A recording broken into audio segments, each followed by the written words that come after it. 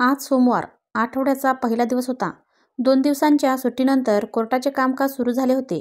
त्यामुळे आज कोर्टात जरा जास्तच वर्दळ होती. कोर्टासमोर आरोपी, फिर्यादी हजर होत होते. पुढच्या तारखा पडत होत्या. काहींचे निकाल लागत होते. काही वकील आपल्या अशिलासोबत विचारविनिमय करत होते. काही बाहेर बसून आपला नंबर येण्याची वाट पाहत होते. तिथे येणाऱ्या प्रत्येक चेहऱ्याची कहाणी वेगळी. तो सगळ्यांना न्याहाळत होता. त्याला ते आता सवयीचं झालं होतं. पहिल्यांदा जेव्हा तो आईसोबत आला तेव्हा खूप घाबरला होता. एखादा आरोपी असल्यासारखं वाटलं होतं. आजही तो कोर्टाच्या आवारात येरझाऱ्या घालत होता. कोर्टाने पुढची तारीख दिली होती. तो त्याच्या वकिलाची वाट पाहत होता. फेऱ्या घालून थकल्यावर तिथेच तो एका ठिकाणी खाली बसला. वयाच्या तिशीतच तो वृद्ध वाटू लागला होता. डोळ्याखाली काळी वर्तुळांनी जागा घेतली होती. डोक्यावरचे केस विरळ झाले होते. खूप दमल्यासारखा वाटत होता तो. डोळ्यात पाणी होतं. गेली 2 वर्षे तो असाच कोर्टाच्या वाऱ्या करत होता. मनात प्रश्नांचं काहूर. काय चूक होती माझी? कशाची शिक्षा? पाण्यात दगड मारावा आणि पाण्याचा तळ ढवळून निघावा तसंच झालं. जीवनपट एखाद्या चित्रपटासारखा त्याच्या डोळ्यासमोर तरळत होता. आकाश एक हरहुन्नरी मुलगा, एका मध्यमवयीन कुटुंबातला. आकाशचे वडील खाजगी नोकरीतून निवृत्त झालेले आणि आई गृहिणी. एक मोठा भाऊ, वहिनी, 2 भाचरे, 2 बहिणी, त्यांची लग्न झालेली. खूप श्रीमंत नाही, पण समाधानी कुटुंब. आकाशचा मोठा भाऊ कॉम्प्युटर इंजिनियर, एका गव्हर्नमेंट कॉलेजमध्ये चांगल्या पदावर. त्याच्या पत्नीलासुद्धा चांगली नोकरी होती. आकाशची मोठी बहीण लग्न करून पुण्यात स्थायिक झालेली, नोकरी करत होती. धाकट्या बहिणीचंही लग्न झालेलं. आता फक्त आकाशच लग्नाचा राहिला होता. त्याच्यासाठी वधू संशोधन सुरू होतं. सगळे जवळचे नातेवाईक त्याच्यासाठी मुली पाहू लागले होते. आकाशला लहानपणापासूनच शिक्षणात गोडी फारशी नव्हती. त्यामुळे शिक्षण अर्धवट राहिलं. तरीही एका खाजगी कंपनीत नोकरी होती. पगारही ठीक होता. रंगाने काळा-सावळा तरी दिसायला छान होता. स्वभावाने बोलका, गप्पिष्ट, पटकन मैत्री व्हायची त्याची. मोठा परिवार, लहान थोर सगळ्यांचा लाडका आवडता होता तो. मुली सांगून येत होत्या, पण शिक्षण कमी, कधी आर्थिक परिस्थिती साधारण, कधी त्याचा काळा रंग, कधी पत्रिका, कधी त्याची खाजगी नोकरी, तर कधी धकाधकीचं मुंबई शहर. अशा अनेक कारणांमुळे लग्न जमत नव्हतं. आकाश आपल्या मोठ्या बहिणीकडे, स्मिताकडे काही दिवसांसाठी सुट्टीला राहायला आला होता. नवीन शहर असूनही त्याची सगळ्यांची ओळख झाली. तिथे स्मिताच्या शेजारच्या काकूंनी एक स्थळ आणलं होतं. पत्रिका जुळली. आरती नाव होतं तिचं. 5 बहिणींच्या पाठीवर परत झालेली. पितृछत्र लहानपणीच हरवलं होतं. आई कोणत्या तरी छोट्या सरकारी बँकेत साफसफाई, चहा देण्याचं काम करत होती. परिस्थिती हलाखीची. मुलगी पाहण्याचा कार्यक्रम ठरवण्यात आला. स्मिता आणि आकाश आरतीला पाहायला गेले. आरती फार सुंदर नव्हती, पण दिसायला शांत, मितभाषी वाटली. आकाश आणि स्मिताला वाटलं की गरिबाघरची मुलगी, तिला परिस्थितीची जाण असेल. मोठ्या कुटुंबात सगळ्यांना सांभाळून राहील. स्मिताला आणि आकाशला मुलगी पसंत पडली. स्मिता आणि आकाशला आरती आवडली होती. स्मिताने घरी आईबाबांना फोन करून तसं कळवलं. आरतीचा फोटो व्हॉट्सॲपवर पाठवून दिला. त्यांनाही ती आवडली. आकाश तसा साधा सरळ, त्याला तशीच साधीशी मुलगी मिळाली होती. एक मध्यमवर्गीय कुटुंब, पुण्यात भाड्याचं घर. आरतीचे मामा, 2 मावश्या तिथेच जवळपास राहत होते. आरतीची आई आपल्या 5 मुलींसोबत राहत होती. आरतीची आजी कधी तिच्या मामाकडे तर कधी आरतीच्या घरी राहायची. मुलगा हवा, वंशाचा दिवा होण्याच्या हव्यासापोटी 5 मुली लागोपाठ झालेल्या. आजीनेच या सगळ्या बहिणींचे संगोपन केलं होतं. हलाखीची परिस्थिती. पदरात 5 मुलींना टाकून वडील अकालीच देवाघरी गेलेले. एकटी आरतीची आई कमावती. मग अशा वडिलांचं छत्र हरवलेल्या मुलीच्या लग्नासाठी स्थळ कोण पाहणार? आरतीच्या मोठ्या बहिणीने स्वपसंतीने आंतरजातीय प्रेमविवाह केला होता. तीही तिच्या नवऱ्यासोबत तिथेच जवळपास राहत होती. तिला 2 लहान मुलं. एक मुलगा मतिमंद, आईकडे सारखी उठबस. आरती 2 नंबरची. आरती वाणिज्य शाखेतून पदवीधर झाली होती. आरती कोडाताण. अजून 3 बहिणी लग्नाच्या. 1-2 वर्षाच्या अंतराने. एकंदरीत काय तर आरतीच्या लग्नाने घरातलं खाणारे एक तोंड कमी होणार होतं. तिच्या आईचा आर्थिक भार कमी होणार होता. मुलांची पसंती झाल्यावर आरतीच्या घरचे मुंबईला आकाशच्या घरी आले. मुंबईसारख्या शहरात आकाशच्या वडिलांचं स्वतःचं घर, सुसंस्कृत कुटुंब, गावी वडिलोपार्जित थोडी शेती, मोठ्या भावाचं स्वतःचं घर, ही सारी सुखवस्तू पाहून आरतीच्या घरचे सगळेच आनंदून गेले होते. त्यांच्याकडून होकार होता. सगळे खूप छान बोलत होते. आकाशच्या घरच्यांनाही वाटलं. गरीब कुटुंब आहे, आरती मोठ्या कुटुंबात राहिलेली, या कुटुंबात सामावून राहील. आणि म्हणतात ना, मुलगी देवी श्रीमंताच्या घरी आणि सून आणावी गरिबांच्या घरची. म्हणून त्यांनाही या स्थळाची पसंती दर्शवली. आकाशलाही वाटलं आपलं शिक्षण कमी, दिसायला सर्वसाधारण, नोकरी ही अशी. आधीच या कारणांमुळे नकार मिळालेले. आरतीकडून होकार आल्यावर तो आनंदी झाला होता. वाटलं त्याला आरती शिकलेली, छान सांभाळून घेईल, दोघे मिळून नोकरी करू, सुखासमाधानाने संसार करू, अशी बरीच स्वप्न त्याच्या डोळ्यासमोर फेर धरू लागली होती. काही दिवसांनी लग्नाची पुढील बोलणी करण्यासाठी स्मिताने आरतीच्या घरच्यांना फोन केला. दोन्ही कुटुंबांच्या सवडीने बोलणी करण्यासाठी एक दिवस निश्चित केला. आकाशच्या घरातली त्याचे काका काकी, मामा मामी सगळे थोर मंडळी आरतीच्या घरी गेले. बोलणी सुरू झाली. अजूनही त्यांच्या समाजात वर पक्षातली मंडळी हुंडा, मानपान, सोनं नाणं, दागदागिने, देणं घेणं, सोनं नाणं, मुलाचा पोशाख, लग्नाचा खर्च, जेवण, हे सगळ्या गोष्टींचं ओझं मुलीच्या कुटुंबावर खुशाल टाकून मोकळं होतात. या गोष्टींचा मुलीच्या कुटुंबावर किती आर्थिक ताण येत असेल याची पुसटशी कल्पनाही त्यांना येत नाही, किंवा येतेही, पण ती मुलीच्या घरच्यांची जबाबदारी आहे अशाच आविर्भावात असतात. आरती खरंच नशीबवान होती. आकाश आणि त्याचे कुटुंब खूप समजूतदार होते. आकाशच्या मोठ्या काकाने स्पष्टपणे सांगून टाकले, दोन्ही कुटुंब मध्यमवर्गीय आहेत. आम्हाला हुंडा नको. मुलीची आई एकटी कमावती आहे. त्यांचा विचार करता लग्नाचा हॉल, जेवण, लग्नाला येणाऱ्या नातेवाईकांची ये जाण्यासाठी बसची सोय, लग्नाचा सगळा खर्च अर्धा अर्धा वाटून घेऊ. तुम्हालाही आर्थिक ताण नको आणि आम्हालाही नको. आरतीच्या घरच्यांना खूप आनंद झाला. जिथे संपूर्ण लग्नाची जबाबदारी घ्यावी लागली असती तिथे वरपक्षानेच हा प्रस्ताव मांडला होता. त्यांनी पटकन होकार दिला. सुपारी फुटली, साखरपुडा झाला, लग्नाची तारीख काढण्यात आली. 1 डिसेंबर लग्नाची तारीख ठरवण्यात आली. गोड जेवणाच्या पंक्ती उठल्या. एकमेकांना गळाभेट करून आकाशच्या घरच्यांनी त्यांचा निरोप घेऊन आपल्या घरी मुंबईला परतले. दोन्ही कुटुंबातील मंडळी खुश होती. दोन्ही कुटुंब लग्नाच्या तयारीला लागले. लग्नाचा बस्ता, दागदागिने, भांडीकुंडी खरेदीची तयारी सुरू झाली. इकडे आकाश आणि आरती एकमेकांशी फोनवर बोलत असायचे. एकमेकांना समजून घेण्याचा प्रयत्न करत होते. आकाश आपल्या घरच्यांबद्दल, नातेवाईक, मित्रमैत्रिणींबद्दल, नोकरीबद्दल, भविष्याच्या नियोजनाबद्दल भरभरून सांगत असायचा. हे सगळं घडत असताना आकाशच्या एक गोष्ट लक्षात आली की आरती फारशी बोलायची नाही. फक्त हो हो करायची. ती कधीच भावी संसाराविषयी बोलायची नाही. कधी इतर मुलींसारखी करिअरबद्दल बोलायची नाही. खूप मितभाषी, संथ वाटायची. एकदा आकाशने हे स्मिताला बोलूनही दाखवले. तेव्हा स्मितानेच त्याला समजावले, हा प्रेमविवाह नाही, अरेंज मॅरेजमध्ये असंच असतं. समजून घ्यायला वेळ लागतो. ती आधीच लाजाळू, म्हणून कमी बोलत असेल. आकाशलाही तिचं बोलणं पटलं आणि त्याने त्या गोष्टीकडे दुर्लक्ष केलं. लग्नाचा दिवस जवळ येत होता. लग्नाची लगबग दिसू लागली. आकाशही खूप उत्साहात होता. आकाशची बहीणही ऑफिसच्या कामातून वेळ काढत आरतीच्या घरच्यांना मदत करत होती. स्मिताने आरतीच्या बहिणीला सोबत घेऊन 5-6 कार्यालये पाहिली. त्यापैकी साधं आणि दोन्ही कुटुंबाला परवडेल अशा एका कार्यालयाची निवड केली. ॲडव्हान्स पेमेंटचा चेक स्मितानेच दिला. पुढे जाऊन साधी फुलांच्या सजावटीची ऑर्डर दिली. लग्नाच्या पंक्तीतला साधा मेनू निश्चित केला. तिच्या सर्वात धाकट्या आणि लाडक्या भावाचं लग्न होतं. ती खूप आनंदाने, प्रेमाने सगळं पाहत होती. आकाश आणि आरती दोघेही फोनवर एकमेकांशी बोलत होते. लग्नाच्या दिवसाची वाट पाहण्यात गुंग होते. आकाशच्या आईनेही आरतीसाठी छान मंगळसूत्र, नेकलेस, सोन्याच्या बांगड्या केल्या. आरतीच्या घरच्यांची परिस्थिती नाजूक असल्याने आकाशसाठी सोन्याची साखळी, अंगठीही केली. लग्नाचा बस्ता बांधला. आकाशच्या वहिनीचीही तिच्या लग्नात तिची फारशी हौस झाली नव्हती, म्हणून तिने छान साडी घेतली. मुलांसाठी कपडे, नणंदांसाठी छान साड्या, सासू-सासऱ्यांसाठी कपडे घेतले. नवऱ्यासाठी सूट घेतला. सगळी तयारी झाली. मेहंदीसाठी पार्लरमध्ये जाऊन आली. हळदीच्या दिवशी आकाशने मोठी जंगी पार्टी दिली. बँडबाजा, डीजे, गाणी लावून सगळे खूप नाचले. आनंदाला जणू उधाण आलं होतं. अखेर लग्नाचा दिवस उगवला. सकाळी लवकर मुंबईहून बस करून आकाशचं कुटुंब, नातेवाईक, मित्रपरिवार सगळे कार्यालयात हजर झाले. लग्नातही आरती शांतच होती. उत्साह दिसत नव्हता. नव्या नवरीचं ते चेहऱ्यावर दिसत नव्हतं. आकाशच्या घरच्यांना वाटलं लग्नाच्या दगदगीमुळे दमली असेल, म्हणून चेहरा कोमजला असेल. ठरल्याप्रमाणे सगळ्या गोष्टी न झाल्यामुळे आकाशच्या पाहुण्यांची गैरसोय झाली. नीट व्यवस्था होऊ शकली नाही. वर पक्षाकडून आलेले अर्ध्याहून अधिक पाहुणे लग्न होईपर्यंत उभेच. आकाशच्या घरच्यांनीही तरीही समजून घेतलं.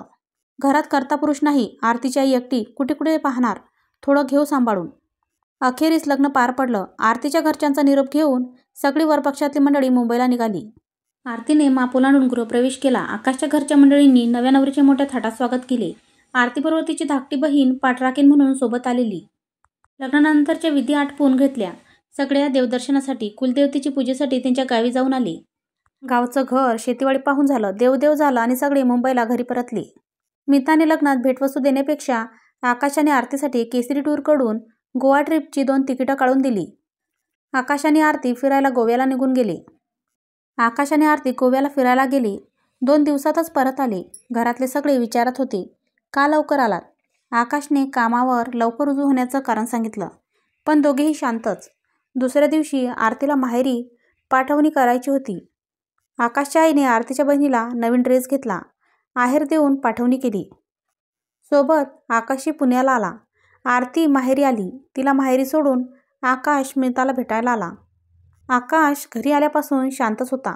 स्मिताची बडबड सुरू होती. लग्नातल्या गमतीजमती सांगत होती, पण त्याचं तिच्या बोलण्याकडे लक्षच नव्हतं. काहीतरी भिनसलंय हे स्मिताच्या लक्षात आलं. आकाशच्या खांद्यावर हात ठेवत तिने त्याला विचारलं, काय झालं रे आकाश? तसा आकाशचा बांध फुटला. त्याच्या डोळ्यात पाणी होते. स्मिताला काळजी वाटत होती. ती पुन्हा पुन्हा त्याला विचारू लागली. तेव्हा कुठे आकाश बोलता झाला. तो सांगू लागला, ताई, आरतीचं काही समजत नाही ग. कधी प्रेमाने बोलते, कधी उगीच चिडते. आम्ही गोव्याला गेलो तेव्हाही तसंच. कुठेतरी एकटक शून्यात बघत असते. बाहेर जेवायला गेलो तरी तिथेही तसंच. इतका वेळ ताटात हात घालून उगीच अन्न चिवडत बसली. माझं जेवण होऊन 1 तास बसून राहिलो होतो तरी तिचं संपत नव्हतं. शेवटी मी कंटाळून म्हटलं, आवर लवकर, किती हळूहळू जेवतेस? तिला त्याचा राग आला. तशीच अर्धवट जेवण टाकून उठली.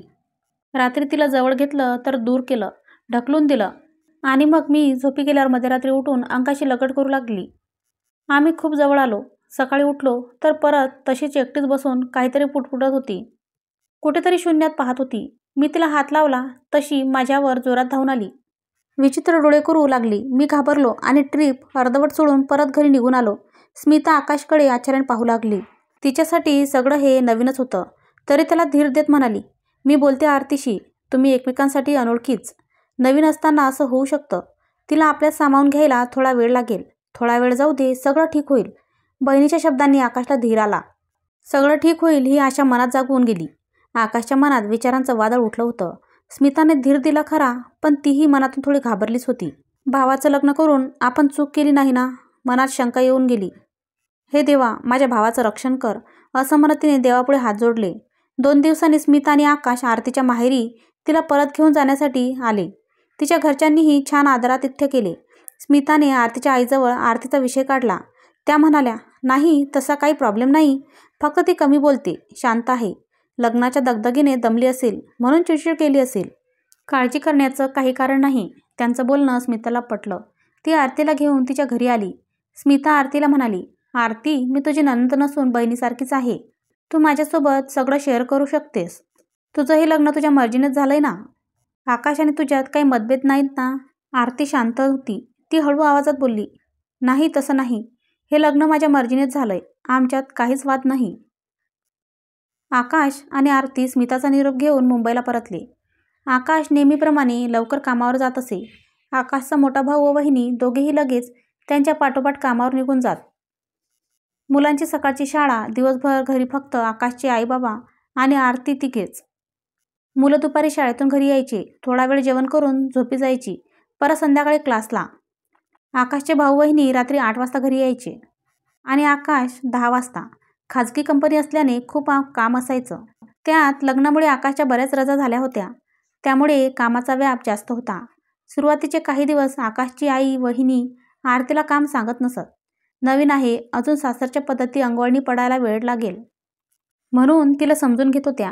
लहान आहे, जेवण बनवता येत नसेल म्हणून आकाशची आई तिला जेवण बनवायला शिकवत होती. पण त्यांच्याही लक्षात आलं की आरती फार संथगतीनं काम करते. नवीन असेल म्हणून होत असेल असं त्या स्वतःची समजूत घालत होत्या. पण त्याही थकल्या होत्या. त्यांचंही वय झालं होतं. घरातली सर्व कामं झेपत नव्हती आणि घरात सून असूनही त्यांना सर्व कामे करावे लागायचे. हळूहळू सगळ्यांच्याच हे लक्षात येऊ लागलं. आरती फारशी कोणाशी बोलायची नाही. एकटीच तिच्या खोलीत बसून राहायची. एकटक शून्यात पाहत. कितीही आवाज दिला तरी तिला ऐकूच जायचं नाही. मग एकदम ओ द्यायची, झोपेतून जागं व्हावं तसं. आकाशच्या आईला वाटायचं निदान आकाशचं आपल्या नवऱ्याकडे तरी तिने बायको म्हणून लक्ष द्यावं. पण तसं घडायचं नाही. त्याचे कपडे, त्याचा डब्बा सगळं आईच करायच्या. आरती कोणत्याच कामाला स्वतःहून हात लावत नसायची. सांगेल तितकंच करायची. जेवण बनवता येत नसल्यामुळे सगळा भार आकाशच्या आई आणि वहिनीवर पडू लागला. घरात आरती असतानाही ऑफिसवरून येऊन घरातलंही तिलाच पाहावं लागल्यामुळे घरात दोघा नवरा बायको मध्ये कुरबुर होऊ लागली. त्याचे पडसाद सर्व कुटुंबावर उमटू लागले. घरातली शांतता भंग पावली. आकाशच्या आईने स्मिताला सांगितले. त्याचबरोबर आरतीच्या आईलाही सांगितले. स्मिताने तिच्या आईला घरी बोलावून घेतले. सगळं सविस्तर सांगितलं. त्याही गोष्ट मान्य करतच नव्हत्या. ती शांत आहे, फक्त बाकी काही प्रॉब्लेम नाही असंच बोलत राहिल्या. स्मिता म्हणाली, ती कामाला चपळ नाही, खूप सावकाश काम करते, तिला घरातलं काहीच काम येत नाही. तुम्ही आम्हाला सर्व खोटं सांगितलं की आरतीला सगळं येतं. कामाचं जाऊ दे, निदान घरात सर्वांशी मिळून मिसळून तरी राहायला हवं ना. एकटीच आपल्या खोलीत बसून असते. सगळ्यांचं नको, कमीत कमी नवऱ्याचं तरी पाहायला हवं ना. थोडी मंद आहे जशी, काही बोललेलं समजत नाही, स्वतःच्या धुंदीत असते. असं कसं चालेल. झालं. भांडण करण्यासाठी इतकं कारण पुरेसं झालं. त्या तावातावाने भांडू लागल्या. तुम्ही चंचल मुलगी पाहायची होती. माझ्या मुलीला मोलकरणीची कामे देता, धुणी भांडी करायला सांगता. माझी मुलगी काय वेडी आहे काय? असं कसं तुम्ही बोलता? आणि त्या रागाने निघून गेल्या. स्मिता गोंधळून गेली. तिला असल्या वादाची सवय नव्हती.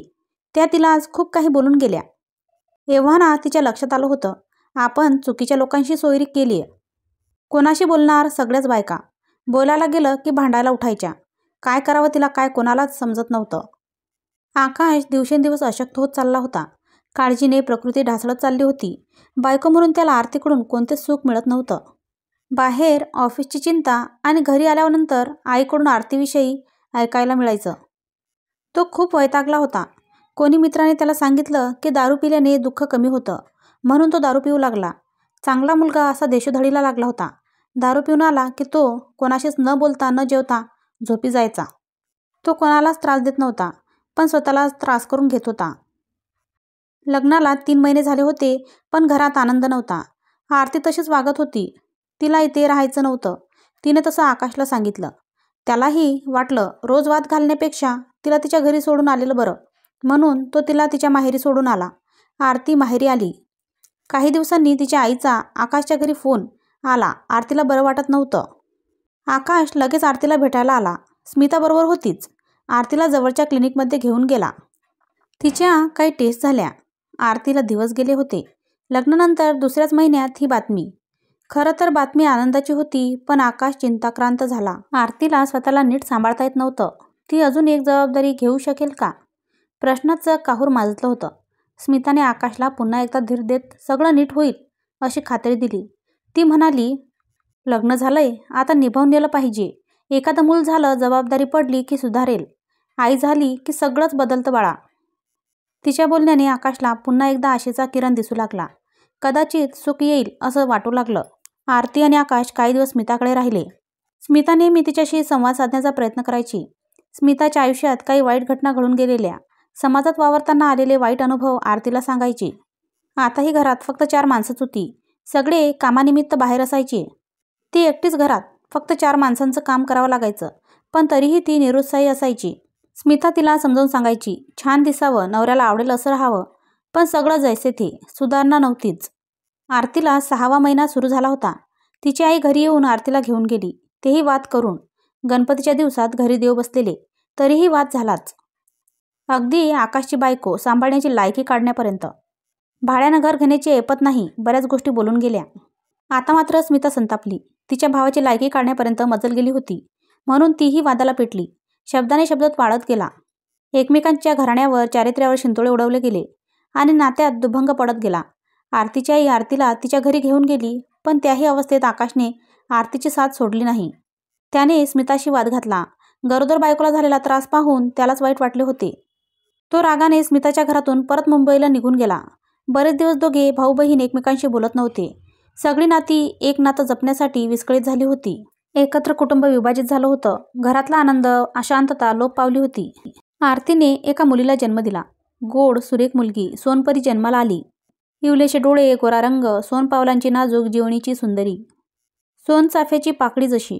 आरतीच्या घरची परिस्थिती नाजूक, म्हणून आकाशने हॉस्पिटलचा खर्च म्हणून तिला 10,000 रुपये दिले. आई आणि बाळ दोन्ही सुखरूप होते. सगळं ठीक झाल्यानंतर आरती हॉस्पिटलमधून घरी आली. घरी आल्यावर तिला परत त्रास होऊ लागला, म्हणून त्यांनी तिला दुसऱ्या डॉक्टरांना दाखवून घेतलं. तेव्हा लक्षात आलं की आरतीच्या शस्त्रक्रियेच्या वेळेस काही अडचणी आल्या आणि शस्त्रक्रिया चुकीची झाली. हे कळल्यावर तर तिच्या घरच्यांचा पारा अजूनच चढला. आणि त्यांनी रागाच्या भरात हॉस्पिटलमध्ये डॉक्टरांनाच मारहाण तोडफोड केली. हॉस्पिटलमधल्या स्टाफने पोलिसांना फोन केला. पोलिसांनी त्या सर्वांना पोलीस कोठडीत 3 दिवस बंद केलं. पेपरमध्ये बातमी छापून आली. आता काही दिवसांनी आकाश, त्याचे आई वडील, मोठा भाऊ, वहिनी सगळेजण आरतीला परत मुंबईला घेऊन जायला आले. आरतीने आपलं सगळं सामान पॅक केलं आणि छोट्या बाळाला घेऊन मुंबईला आली. आकाश आपल्या कुटुंबासोबत आरती आणि मुलीला घेऊन आपल्या घरी मुंबईला आला. लहान मुलीच्या येण्याने घरात पुन्हा एकदा आनंदी वातावरण निर्माण झालं. सोनपरी तिचं गोड लोभसवानं हसणं अगदी भुरळ पाडण्यासारखं. आकाशच्या भावाची मुलंही लहान बाळाच्या येण्याने खुश होती. आजी आजोबा नातीचं करण्यात व्यस्त झाली. सगळं छान झालं असं वाटत होतं. पिल्लूच्या येण्याने स्मिताही राग विसरून आपल्या भाचीच्या गोड किमया पाहण्यात गुंग झाली. मागचं सगळं विसरून परत आकाशशी बोलू लागली. सर्वांना वाटलं आता आरतीमध्ये सुधारणा होईल. आईची जबाबदारी अंगावर पडली की बरोबर तिला समजू लागेल. पण तसं काहीच घडलं नाही. उलट ती जास्तच वेंधळेपणा करू लागली. मुलीला भरवणं, तिचं आवरणं तिला जमेना. ती कोणाला मुलीला हात लावू देईना. 2-2 दिवस मुलीला आंघोळ नसायची. दोघी मायलेकींच्या केसात उवा झालेल्या. स्वतःची बेडरूमही आवरण्याचं भान तिला नसायचं. आता मात्र आकाशच्या आईची चिडचिड होऊ लागली. आरतीच्या एकंदरीत वागणुकीला सगळेच कंटाळून गेले होते. अमेय आकाशचा जिवलग मित्र. नेहमी हसतमुख असणाऱ्या आपल्या मित्राला उदास पाहून तो काळजीत पडला. कथेचा उर्वरित भाग पाहण्यासाठी, ऐकण्यासाठी चॅनलला लाईक करा, शेअर करा व सबस्क्राईब करा. धन्यवाद.